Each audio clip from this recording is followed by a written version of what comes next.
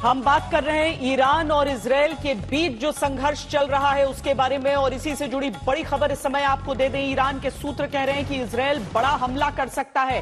दावा है कि इजरायल अब ईरान के तेल डिपो को निशाना बना सकता है। ईरान का दावा है कि इजरायल उसके हवाई अड्डों पर भी हमला कर सकता है। दरअसल जिस तरीके से कल रात 180 से अधिक बैलिस्टिक मिसाइल्स के निशाने पर इजरायल आया था, उसके बाद कहा गया था कि उसकी तरफ से पलटवार किया जाएगा, लेकिन एक एक कदम दुनिया को युद्ध की ओर खींच कर ले जाता हुआ दिखता है। ईरान में जगह चुनकर हमला कर सकता है इजरायल, इस तरह की जानकारी सामने है। हमारे साथ जो खास मेहमान जुड़े हैं उनसे भी आपका परिचय कराते चलें। Lieutenant general Sanjay Kulkarni, major general Sanjay Soi हमारे साथ जुड़े हैं, और साथ में अली अब्बास जो कि चीफ एडिटर शहर टीवी उर्दू न्यूज के हैं, तेहरान से हमारे साथ जुड़ रहे हैं। अली अब्बास जी, सबसे पहले आपसे मैं समझना चाहती हूं कि वहां पर हालात क्या हैं और हुकूमत की तरफ से क्या कहा गया है वहां के लोगों को, किस तरह का पलटवार इजरायल की तरफ से एंटिसिपेट किया जा रहा है ईरान में। जी श्वेता जी, जहाँ तक आपने यहाँ के हालात के बारे में, तो यहाँ जिंदगी पूरी तरह से नॉर्मल है और पूरी दुनिया ने देखा कि पूरी रात किस तरह से ईरान के लोगों ने जश्न मनाया और अपनी जो उनकी कामयाबी थी, जो ईरान ने इसराइल की जारहियत का जो जवाब दिया उस पर पूरी रात जश्न मनाया गया। और अब भी ईरान के तकरीबन सभी शहरों में लोग जश्न मना रहे हैं, खुशियाँ मना रहे हैं। और यहाँ अगर आप ईरान के शहरों की बात करें तो नॉर्मल जिंदगी पूरी तरह से नॉर्मल है। और इस तरह की इसराइल की जो गीदड़ भक्तियाँ हैं ये हमेशा ईरान को दी जाती रही हैं और ईरानी अवाम इस तरह की गीदड़ भक्तियाँ सुनने के आदी हैं और उनको कोई अहमियत भी नहीं देते। हाँ, ये ज़रूर है कि ईरान के खिलाफ इसराइल ने जो कई दहाइयों से अपनी जारहाना कार्रवाइयाँ शुरू कर रखी थी, ईरान ने उससे बहुत ज़्यादा सब्र किया, बहुत ज़्यादा तहम्मुल से काम लिया।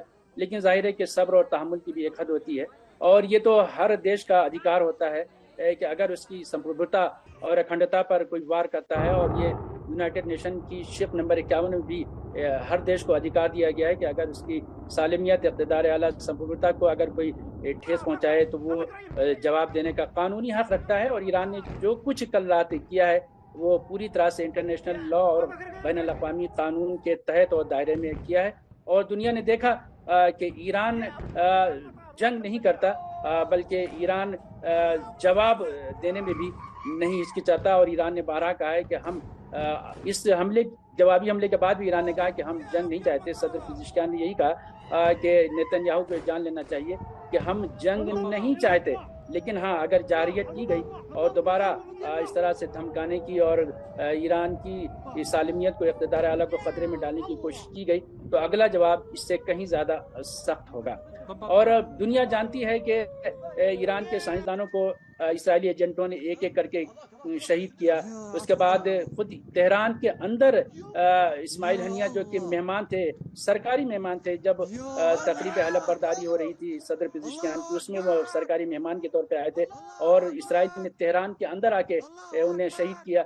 या इसी तरीके से दमिश्क में ईरान का जो कौंसल खाना था, जो डिप्लोमेटिक सेंटर था, उस पर हमला किया। या और जगहों पे जो ईरान के ऑब्जर्वर थे, फौजी मुशीर थे, उनको शहीद किया गया। तो ईरान ये के बाद दीगरे सब्र करता रहा।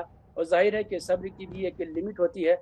और जब आप किसी मुल्क के अंदर आकर हमला करेंगे तो जाहिर है कि हर मुल्क का अपना अधिकार होता है, हर देश का अधिकार होता है। और ये अधिकार जाहिर है कि इंटरनेशनल लॉ ने दिया है, अक़वाम मुत्तहिदा ने दिया है, यूनाइटेड नेशन ने दिया है। और साफ लिखा है शिप नंबर 51 में कि अगर कोई दूसरा देश, अलबत्ता हम इसराइल को देश तो नहीं कहते, वो एक जाली हुकूमत है, अगर उसने आके ईरान के अंदर हमला किया तो ईरान का हक बनता था और उसने उसका जवाब ये दिया और बहुत ही सब्र और तहम्मुल के बाद जवाब दिया। जब इस्माइल हनिया को शहीद किया गया था तेहरान, तो यही अमेरिका और मगरबी ममालिक ईरान को ये बार बार पैगाम दे रहे थे कि आप पलटवार न कीजिएगा, आप जवाबी हमला न कीजिएगा, हम गजा में जो है वो सीज़ फायर करा देंगे। लेकिन ये झूठ बोले अमेरिका और मगरबी ममालिक, और उन्होंने न सिर्फ कि सीज़ फायर नहीं कराया बल्कि गजा में और लबनान में और ज़्यादा इसराइल को शहीद दिया और उसमें और ज़्यादा भयानक तरीके से बैरूत पर आपने देखा हो, दुनिया ने देखा कि किस तरह से बमबारी की। बैरूत हो या गजा हो या फिलिस्तीन का दीगर इलाका हो, किस तरह से बच्चों को शहीद किया जा रहा है, किस तरह से औरतों को मारा जा रहा है। 42,000 लोग पिछले एक साल में सिर्फ फिलिस्तीन और गजा में मारे जा चुके हैं, लेकिन किसी ने कोई आवाज बुलंद नहीं की, किसी ने इसराइल को रोकने की कोशिश नहीं की। हाँ, जबानी तौर पे कहते रहे कि हाँ ये नहीं होना चाहिए, ये नहीं होना चाहिए। अली अब्बास जी, वाकई बहुत ही दुर्भाग्यपूर्ण भी हो जाता है, क्योंकि इजराइल की भी उन बंधकों को याद करते हैं जिनका अभी तक कोई अता पता नहीं, और गाजा पट्टी तो लगभग एक तरह से कब्रिस्तान में तब्दील होती हुई नजर भी आई है। और इसीलिए दुनिया को लगता है कि कोई भी दो देश हो, बातचीत का रास्ता हमेशा खुला रहना चाहिए और वहां पर शांति होनी चाहिए। अब जिस तरह की तस्वीरें आप जानती होंगी कि 7 अक्टूबर के बाद से नेतन्याहू मुसलसल ये कह रहे हैं कि हम बातचीत नहीं करेंगे, हम बातचीत, और अब तक जितनी भी बातचीत हुई है सबको नेतन्याहू और उनकी काबीना ने ही नाकाम बनाया। आप बंधकों की बात कर रहे हैं, ठीक है बंधकों की, लेकिन आप देखें कि इसराइल की जेलों में कितनी औरतें हैं, पिछले जो 20, 25, 30 साल से कितने बच्चे हैं, कितने लोग वहाँ कैद हैं। और आप ये देखें कि पिछले 70 साल से 2006 से गजा को पूरे कैद खाने में तब्दील कर दिया गया।